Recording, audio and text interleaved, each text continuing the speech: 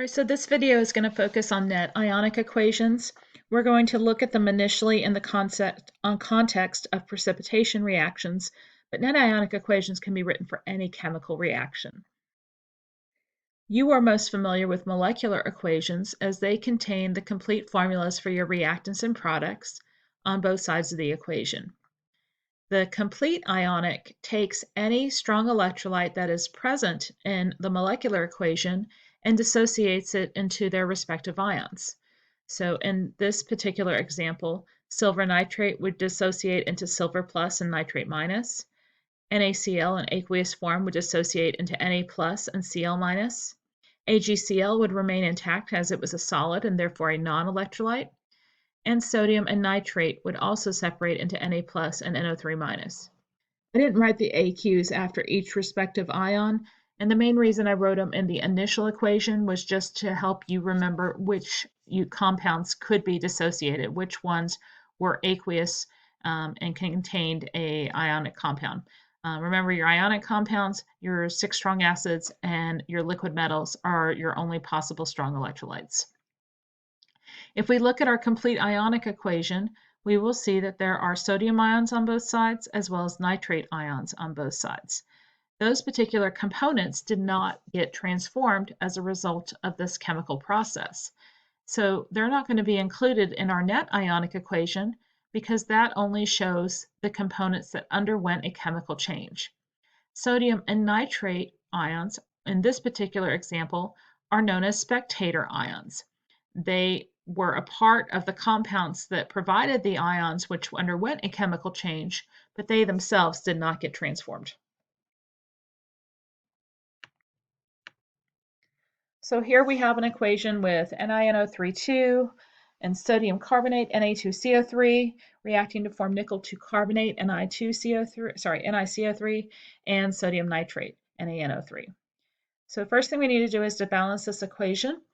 We have NIs, one of each on both sides, but we have 2 nitrates on the reactant side, and we only have 1 on the product side. So we're going to put a 2 in front of NaNO3. That's going to help us out with the sodiums on both sides, and we have 1 carbonate ion on both sides. So now we have a balanced equation. To write the net ionic, we're going to use our solubility rules to identify which of these substances are aqueous, and so which ones are soluble, and which ones are going to form solids, which ones are going to be insoluble. Knowing that in a precipitation reaction, you start with 2 aqueous solutions, and you want at least one of the products to form a precipitate, something insoluble. Well, nickel 2 nitrate is soluble. All nitrates are soluble, so that would separate into nickel 2 plus and 2 nitrate ions. Sodium carbonate is also going to be soluble. All alkali metals are always soluble, so that will dissociate into 2 sodium ions and 1 carbonate ion. I believe if you look for your rules for carbonates, you're going to see that they are primarily insoluble, and nickel is not one of the exceptions. So that particular compound is going to stay together as a unit, while the sodium nitrates both contain ions that are always soluble, and so that particular compound is going to split into a sodium ion and a nitrate ion, but because there are 2 of that particular molecule present in the balanced equation, we will produce 2 sodium ions and 2 nitrate ions. Our complete ionic is what you see there. So now we're going to identify any spectators, any ions that are the exact same form on both sides of the equation. And I believe you're going to see that with both sodium and nitrate. So our net ionic equation will be the nickel 2 plus and the carbonate minus 2 producing nickel 2 carbonate. I do not require you to write complete ionic equations. At the same time, I do want to make sure that you understand why some of those ions went away and why those particular compounds were able to dissociate. So you want to make sure that if you want to try to skip over this middle step, that you understand what can be separated and what can't. And the only compounds that can be dissociated are your strong electrolytes. I also do not require you to write the forms of the ions in your net ionic equation. The 2 on the left would be aqueous. The 1 on the right would be a solid. So now we're going to predict products. We're going to use our solubility rules to determine if a precipitation reaction can occur. If it can occur, we need to make sure we balance it, include both our products, and then we're going to write the net ionic equation. If nothing happens, if nothing is transformed, if everything stays in solution and we just had a physical change take place, then we write NR for products and we don't have to balance because there truly wasn't a chemical reaction. So if you remember back from when we did this previously, potassium and iron are going to switch places. And so Fe is going to go off with S and K is going to go off with SO4. So there's our iron and sulfate ions, and there's our potassium and sulfide ions. So again, Fe switches places with K and joins up with sulfur. I believe if you take a look at your solubility rules, you will see that all sulfides are primarily insoluble and that Fe is not one of the exceptions.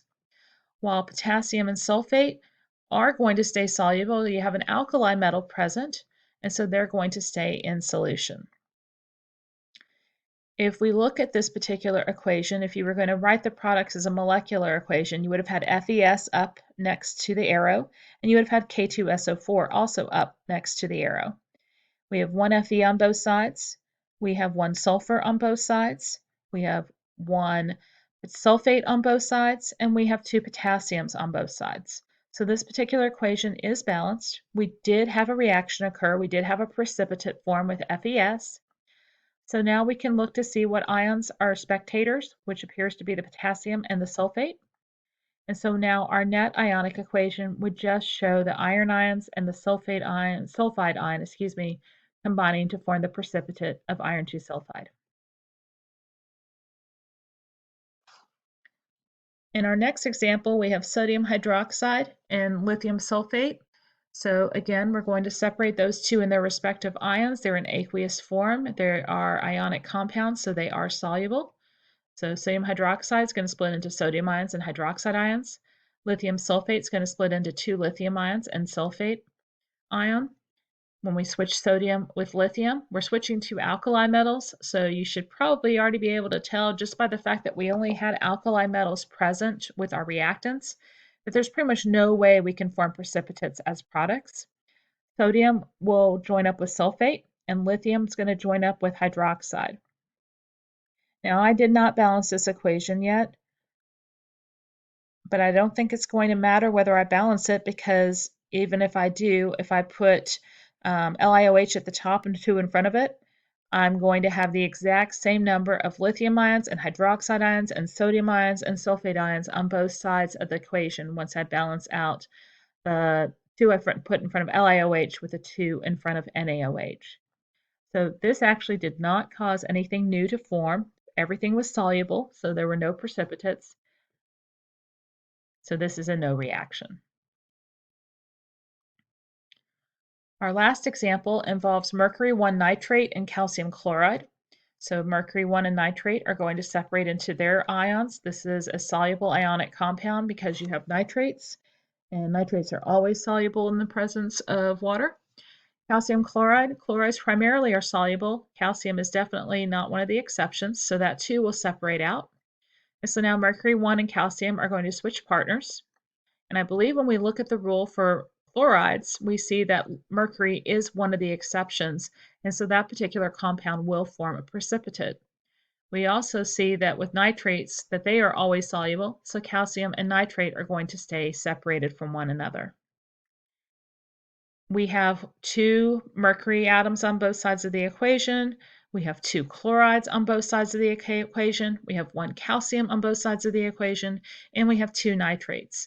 So this is a balanced equation. We can now look for our spectator ions, which would be the nitrates and our calciums. And so we can show what actually was transformed with our net ionic, the remaining ions, the mercury 1 and the 2 chloride ions, forming mercury 1 chloride.